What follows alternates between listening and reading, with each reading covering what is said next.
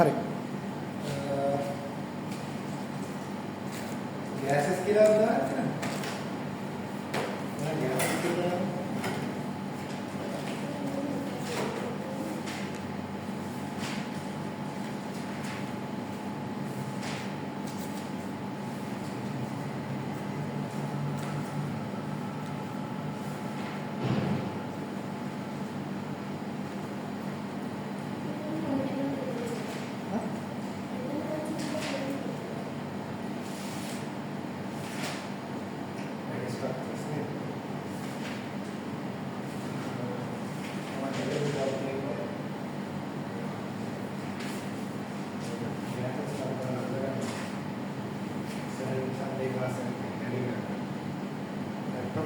Gases के लिए discuss करा है ने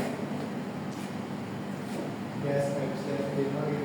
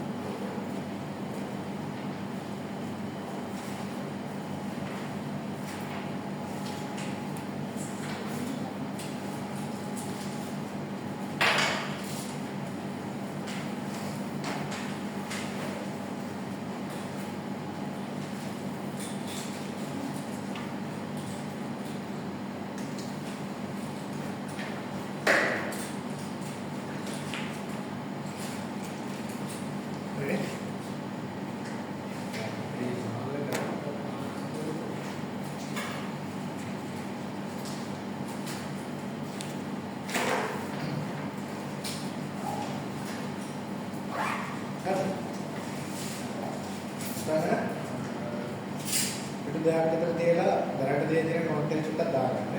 මම මේ අපි ලෝස් කියලා දාලා ගන්න හදලා ඊළඟ කොටසෙන් නෝට් එක ලියාගෙන. හරිනේ? චුට්ට දෙකක් දාලා තියාගන්න. ගෑසස් වල ප්ලාස්ටික් ක්ලාස් එකේ නෝට් එක කොට ලියාගන්න. ඉතින් එකට කතා කරන්නේ බොයිල්ස් ලෝ. එතන බොයිල්ස් ලෝ කියන්නේ ගන්නවද?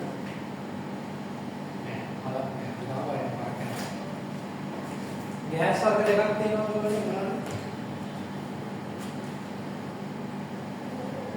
रियल है ना रियल क्या है करो दे रहे हो आइडियल क्या है आइडियल तेरे अगर मैं गैस और सबको वैलिड करते आइडियल गैस इक्वेशन सर तेरे sir ideal gas sir gas equation real gas sir मेरा दांड बहन इधर आपने हमारे को गाना मेरा दिन बात करना है गैस එක आइडियल කියලා assume කරන්න. ඒ කියන්නේ ගෑස් එක आइडियल කියලා සඳහන නැත්නම් ක්වෙස්චන් එකේ කියලා දෙනවා නම් आइडियल කියලා ප්‍රශ්නයක්. එහෙම නැත්නම් අපේ පළවෙනි දේ වෙන්න ඕනේ assume gas behaves ideal. මේ assumption එක කරලා අපෝ පහක් දෙනවා. ඊට පස්සේ තමයි boil law එක ඉදිරිපත් වෙන 1600 එක. ඒක ගොඩාක් වුණා. ඒතර මේක ඇප්ලයි කරන්න දේවල් දෙකක් constant තියෙනවා. Mass of the gas should be constant. Temperature should be kept constant. තේරෙනවද? gas system එක ඔයාලට මේක පෙන්නන. විදුලි වාදනයක් අසරම gas එකක් දාලා සීල් කරලා තියෙනවා. මේකට gas එකක් තියෙනවා. හරිද? මේකේ ඇතුළේ තියෙන ගෑස් එක රිටර්න් කරලා එළියට ගෑස් එක අතුලට දෙන්න. එහෙනම් ඇතුළේ මාස් එක වෙනස් වෙනවද? නෑ. මාස් එක කොන්ස්ටන්ට්. මම මේක රබ් කරන්නේ සීතල කරන්නේ. එහෙනම් ටෙම්පරේචර් වෙනස් වෙනවද? නෑ. එහෙනම් ටෙම්පරේචර් එකක් කොන්ස්ටන්ට්. එහෙනම් බොයිල් කියනවා. With a fixed mass of a gas at a constant temperature, the pressure of the gas is inversely proportional to its volume. තේරුණාද? mass එකක් temperature එකක් constant කරන pressure එක volume එකට inversely proportional. ස්කන්ධය සහ උෂ්ණත්වයේ විදිහට ස්ථානවල පීඩනයේ පරිමාණයට අනුලෝම සමානුපාතික වෙනවා. හරිද? එතකොට ඒ කියන්නේ තමයි pressure එක වැඩි වුණොත් volume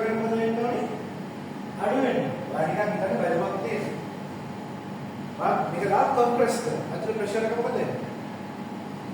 වැඩි වෙනවා නේද? අර එකක් අද කරන්න ඒකට ඒකේ රෙසිස්ටන්ස් එක මොකද වෙන්නේ? වැඩි වෙනවා. ඒකට හේතුව අතන ප්‍රෙෂර් එක වැඩි වෙලා ආයෙත් තල්ලු කරනවා. තේරුණාද? සිරින්ජ් එකක් කොහොමද ඔයා ඈඩ් කරාගෙන යන වොලියුම් එක වැඩි කරාම ප්‍රෙෂර් එක මොකද වෙන්නේ?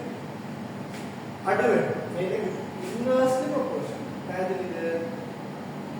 මේ තියරි එකේ මේ දෙක ඉන්වර්ස්ලි ප්‍රොපෝෂනල්. එහෙනම් අපි කියනවා මේ දෙක එකකට ගන්න. PV ප්‍රොඩක්ට් එක කොන්ස්ටන්ට් එකක්. තේරුණාද? එහෙනම් P1 B1 ගුණිතය වෙනස් වෙන්න බෑ නේද? එහෙනම් අපි කියනවා P1 B1 equals to P2 P2. මේක තමයි බොයිලි ලෝ එක. තේරුණාද? පැහැදිලි වෙනකන් කියන්නේ අල්වපාස්. තේරුණාද? හරිද? බොයිලි ඊට පස්සේ කියනවා මේක අපි ග්‍රාෆ් එකක ප්ලොට් කරොත් pressure versus volume මේ වගේ වැඩක් තමයි තියෙන්නේ. ඉන්වර්ස්ලි ප්‍රොපෝෂනල් දැන් මේකේ මැක්ස්වෙල්ට ඉස්සරහට ගෙන වැඩි ඉන්වර්ස්ලි ප්‍රොපෝෂනල් ලා ග්‍රාෆ් එක හැදේ මෙහෙම වෙන්නේ. තේරුණාද? එතකොට තමයි මේ ග්‍රාෆ් එකේ ග්‍රේඩියන්ට් ඒක ඩිපෙන්ඩ් වෙන්නේ මාස් එක සහ ටෙම්පරේචර්. තේරුණාද? මාස් සහ ටෙම්පරේචර් වැඩි වෙද්දී ග්‍රාෆ් එක මේ විදිහට ඉස්සරහට shift වෙනවා. ඒකේ gradient එක වැඩි වෙනවා. අපි P සහ එක අතර B අතර graph එකක් හැදුවොත් ඒකෙත් මේ විදිහට. හරිනේ? P ට 1 over directly proportional නේද? B ට V inversely proportional. 1 over B න directly proportional. max කරන්නේ මම වැඩි emphasize කරන්න යනවා තේරෙනවා විතර තේරෙන්නේ නැහැ කියන්නේ. එහෙම වුණොත් ඒත් මේකේ gradient එක depend වෙන්නේ තමයි මොකක්ද? මේ ටෙම්පරේචර් සහ මාස් එකම තේරුණාද?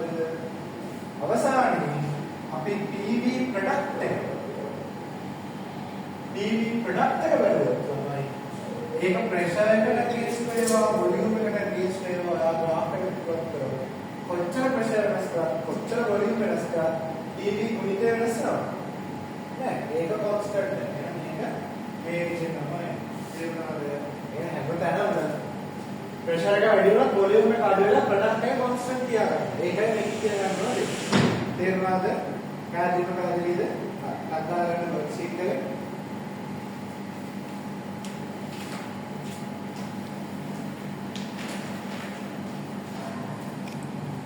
තමයි ප්‍රෙෂර් එක අපේ මයින්ඩ් එක. ප්‍රෙෂර් කියන්නේ පොඩි කාලේ ඉගෙන ගත්ත force divided by area නේද? force divided by area මේක මොකක්ද අපිට එන්නේ? Newton per square metre. එහෙම නැත්නම් මේකට අපි පැස්කල් කියලා කියනවා. ඕනනම් මේ කිලෝග්‍රෑම් m s - 2 වල kg - 1 s - 2 එනවා පුරා ඩයිමෙන්ෂන් ඩයිමෙන්ෂන්ස් වල. तो මේක අපි එදිනෙදා ෆිසික්ස් වල පාවිච්චි කරන්නේ. කෙමිස්ට්‍රි එක ආවමයි මේක පාවිච්චි කරන්නේ. මේ දෙක එන්න පුළුවන් බෑ කියලා. මේ දෙක යූස් කරනවා. ඊට අමතරව තව ප්‍රෙෂර් මයින් කරන්න දේවල් කීපයක් තියෙනවා. අපේ බ්ලඩ් ප්‍රෙෂර් එක මයින් වෙන යුනිට් එක මොකක්ද?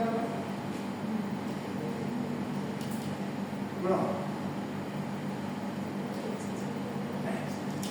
අයියේ. නැජයි නේද? අයියේ.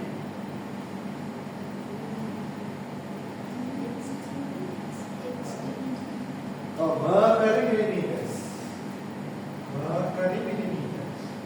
FGM again එකසේ 20යි 80 කියන මේ ප්‍රශ්න එක මම ඉන්නේ තාම ඉන්නේ. ඒ කියන්නේ වසදිය කඳක් කැඩෙන ගත්තොත් ඒ කඳ වසදිය ලෙවල් එකත් එක්ක එයාගේ උසට එන ප්‍රෙෂර් එක කියනවාද?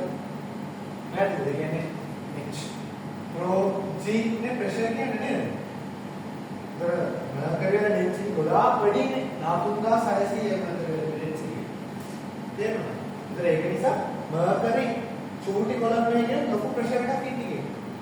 තේරුණාද? අපේ ඇට්මොස්ෆියරික් ප්‍රෙෂර් එක මෙයා mercury millimeters mercury centimeter 70 ගානකින් තෝරන මේ mercury millimeters 72කින් වෙනවා මේ ඇට්මොස්ෆියරික් ප්‍රෙෂර්. තේරුණාද? ඇට්මොස්ෆියරික් ප්‍රෙෂර් තමයි 10 to the power 5 pascal. තේරුණාද? තව එක යුනිට් එකක් තමයි මේකට පාවිච්චි කරන්නේ. ATM atmospheric pressure. Atmosphere එකේ pressure එකම එකයි කියලා ගන්න. එහෙනම් ඒ වගේ කී ගුණයක්ද කියන්නේ? ATM 5 කියන්නේ atmosphere එක වගේ pressure එක 5 ගුණයක්. ඒ කියන්නේ 5 into 10 to the power 5%. තේරුණාද? මේ කාර්යය කරන්නේ. ආ pressure එක වෙන තමයි තෝ කියන්නේ. හරිද? තෝ කියන්නේ මේක නෙවෙයි. තේරුණාද? මෙයා ගොඩක් අය යූස් කරන tire pressures වල ගන්න PSI. ආයෙත් තමයි PSI. Pascal per square inch. තේරුණාද? tire වල pressure වාහන වල බයික් වල tire pressure බලලා අර කොම්පෙන් බලලා බදින පුළුවන් ගන්නනේ. ඒක ඔබ සාමාන්‍යයෙන් 35ක් වගේ වේද තමයි. ඒ වෙනම. එතකොට එක එක තැන්වල භාවිතයත් එක්ක අපි pressure එක මනින්න යූස් කරන්නේ means වෙනස් වෙනවා. තේරුණාද? බට් හැමදේම අර්ථකථනය කරන්නේ එකම දේ. තේරුණාද? ඒතර pressure එක කියන එක මේ equation එකේ මතක තියාගන්න. මේක මොකද වලින් දාලා මෙහා පැත්ත pascal වලින් දාලා බලන්න.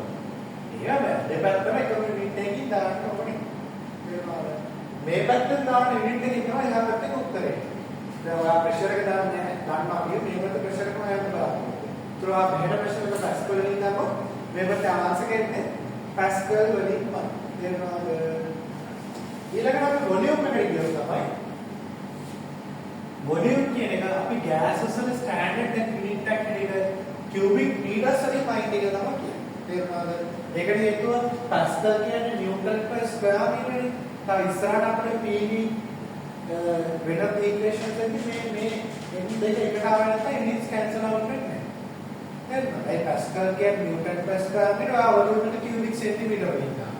කැපෙන්නේ ඒක නිසා අපි කියුබික් මීටර්ස් වලින්ම දැනෙන්නේ. හැබැයි මේ ඉක්වේෂන් වලට ඒක අදාළ නැහැ. මොකද මේක දාලා මේක කැන්සල් වෙනවා නේ. මේ ප්‍රශ්න එක මේ පැත්ත ප්‍රශ්න එකේ යුනිට්ස් කැපෙනවානේ. ඒවා වොලියුම් එක මේ පැත්ත කියුබික් මීටර්ස් දාපුවා. මේ පැත්ත කියුබික් මීටර්ස් හරි.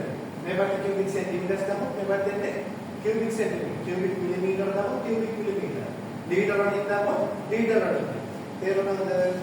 මේ ඉක්වේෂන් එක තුලා වොලියුම් එකේ යුනිට් එක දාන විදිය අද අවුලක්. ඒක ඉස්සරහට අපි කතා කරන සමාන ඉක්වේෂන් එක එහෙම බෑ.